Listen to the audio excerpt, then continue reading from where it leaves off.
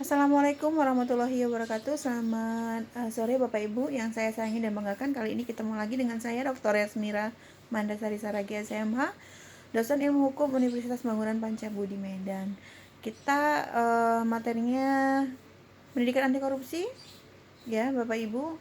Jangan lupa absen di e-learning dan di download bahan materi yang sudah saya share di e-learning ya. Baik, kali ini kita membahas mengenai latar belakang indeks persepsi korupsi di Indonesia. Ya. Kalau di dunia kita urutan ke-36 di tahun 2015. Kalau berdasarkan temuan TI, skor CPI di Indonesia tahun 2014 itu 34, berarti naik ya. Berarti semakin banyak nih korupsi di Indonesia ya. Kita doakan sama-sama semoga bisa peringkat Indonesia bisa menurun ya di dunia untuk negara paling banyak korupsi ya.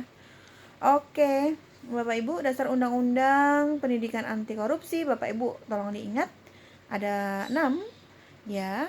Yang pertama Undang-Undang Nomor 28 Tahun 1999 tentang penyelenggara negara yang bersih dan bebas dari KKN. Kemudian yang kedua ada Undang-Undang Nomor 31 Tahun 1999 tentang pemberantasan tindak pidana korupsi yang telah diubah menjadi Undang-Undang Nomor 20 Tahun 2001 ya. Jangan lupa itu yang terbaru. Kemudian ada Undang-Undang Nomor 30 Tahun 2002 tentang KPK.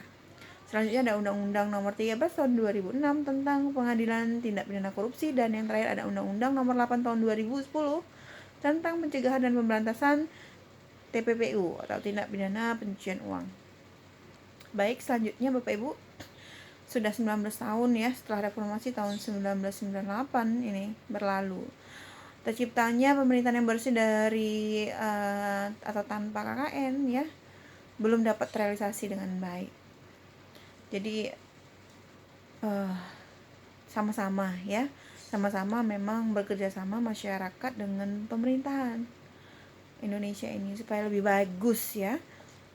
Oke, kalau definisi korupsi kita sudah pernah bahas di pertemuan sebelumnya. Jadi ini ada beberapa jenis korupsi ini, tapi ada tingkatannya maksud saya. Yang pertama ini tingkat atas ya, jadi dimensi korupsi ini menurut Ong Hok Kam, tingkat atas itu melibatkan penguasa dan mencakup nilai uang yang cukup besar.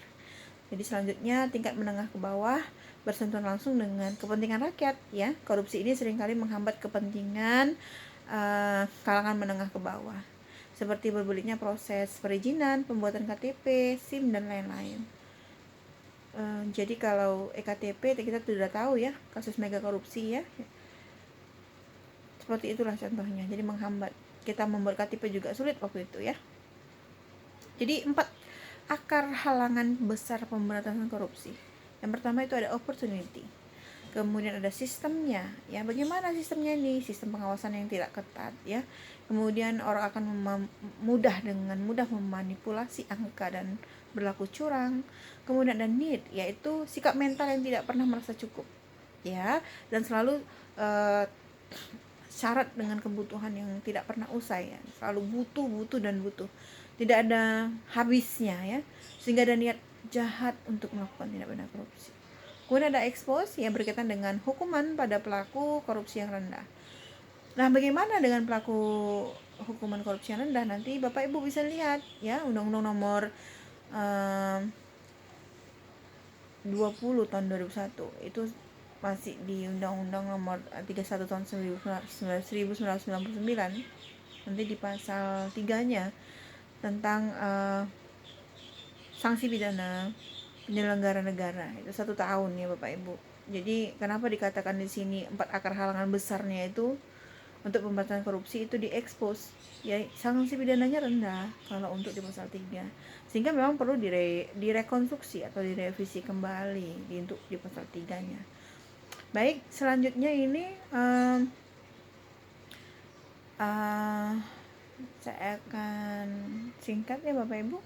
Dampak korupsi pada tataran perekonomian makro dan mikro itu ada, tapi kalau untuk makro ini salah satunya menurunnya kualitas taraf hidup rakyat, kemudian sulit upaya masyarakat memperoleh pendapatan ekonomi dan lain sebagainya. Kalau untuk yang makro juga ini ada beberapa, yaitu merosotnya pertumbuhan ekonomi nasional, kemudian semakin tinggi tingkat inflasi, kemudian semakin rendahnya kinerja investasi nasional, ya. Oke. Kemudian ada dampak korupsi, ya. Korupsi dampaknya sangat besar sekali ya Bapak Ibu ya.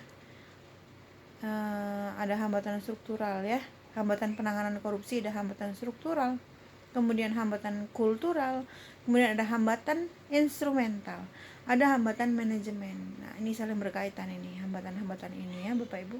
Ada beberapa strategi pemberantasan korupsi, yaitu pembangunan kelembagaan, pencegahan, penindakan, penggalangan keikutsertaan masyarakat. Jadi saran saya sebenarnya sih, kita masing-masing sama-sama aparat penegak hukum benar-benar maksimal dalam menegakkan tindak pidana korupsi ini. Harus diberantas maksud saya, bersama-sama. Baik Bapak Ibu, ada upaya-upaya juga yang dilakukan pemerintah dalam pemberantasan tindak pidana korupsi, yaitu dibentuknya KPK, kemudian ada mengadakan kerjasama internasional dalam rangka konvensi PBB dan lain sebagainya. Ya, oke. Mohon maaf Bapak Ibu, saya belum bisa untuk banyak ini durasi videonya, sebentar lagi akan habis, jadi harus segera saya akhiri. Terima kasih Bapak Ibu, saya mohon maaf jika ada kesalahan dalam penyampaian. Ketemu lagi kita insya Allah di minggu depan. Semua selalu sehat. Saya akhiri dengan wassalamualaikum warahmatullahi wabarakatuh. Terima kasih Bapak Ibu, salam sehat selalu.